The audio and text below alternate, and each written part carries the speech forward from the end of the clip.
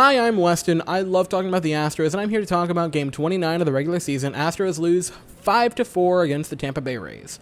Now, I'm not mad. I'm really not. The offense wasn't great, but it wasn't terrible. 2 for 7 with runners in scoring position isn't bad. The pitching wasn't awful. It wasn't great by any means, but it wasn't anything to be really upset about. And Tampa just happened to have a few clutch hits when they needed it. Granted, their hitting with runners in scoring position wasn't great, 2 for 11, but they had the bigger hits when they needed them. So I'm not mad about this game, like I said, because historically we are one of the worst teams ever in Tropicana Field. I believe this is the first series win we've ever won in the Trop, which says a lot. So I went into the series just hoping we could get one, but sort of expecting to get swept. So the fact that we were able to pick up a game against them is not bad for me. So the Astros scoring, right?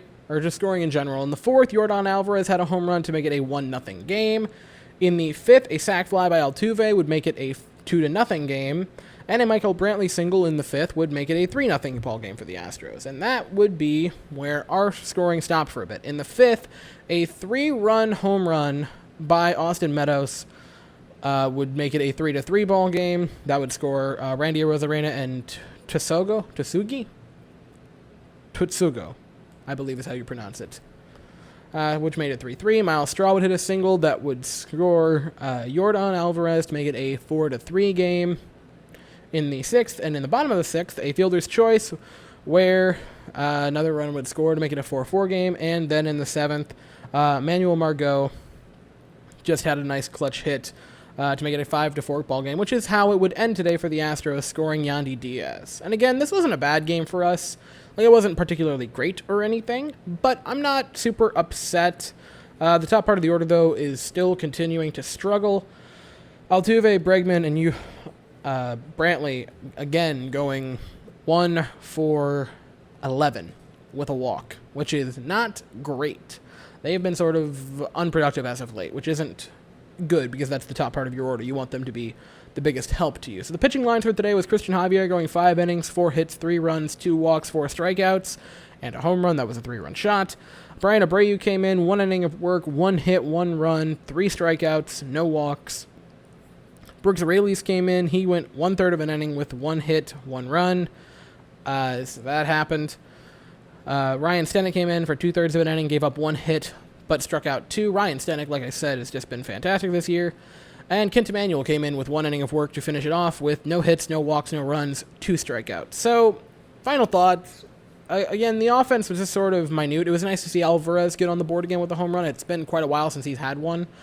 So that's a nice positive to take from today, is that hopefully he can get back. Christian Javier had a bit of an off day, but he's still been a very, very good pitcher for the Astros. Even with the 3 runs in 5 innings today, his ERA is at 1.75, so that is fantastic still on the season, so I'm not going to be complaining about that.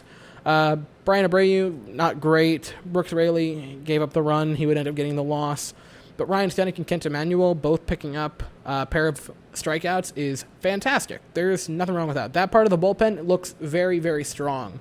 Kent Emanuel, I was just hoping he would be serviceable, and so far he's been one of the better relief pitchers in his short little stint with the Astros, which is a big positive.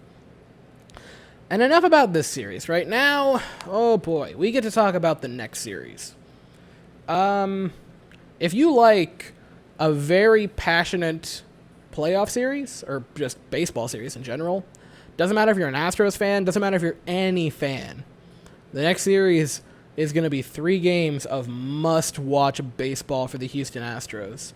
If you're a baseball fan, these are going to be super intense games, because we travel up to the Bronx to play the New York Yankees. And my goodness gracious, this is going to be an absolute bloodbath. The first game, we have Zach Greinke on the mound, and man, oh man, this is going to be some intense baseball for this 3-game stretch. The Astros and Yankees are not exactly pleased with each other, and it's going to show. This is going to be a brutal 3-game stretch in New York, and like I say, must-watch baseball if you're a baseball fan. If you only care about one team, that's whatever. But if you like baseball, like in general, oh boy, this is going to be an insane series. And we have Greinke to go out and start the series for us on the mound. That starts Tuesday at 7:05 p.m. Eastern Standard Time, and I cannot wait for those 3 games.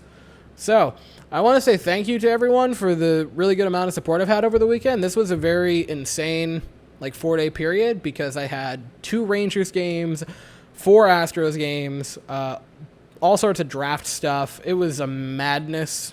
It was madness for 4 days, but it was a fun madness. So, I just want to thank everyone who watched through that. And yeah, I will be back at the end, or not at the end, but tomorrow for the Rangers recap, and then I'll be back Tuesday for the start of the Yankees Yankees Astros. I can speak English, I promise.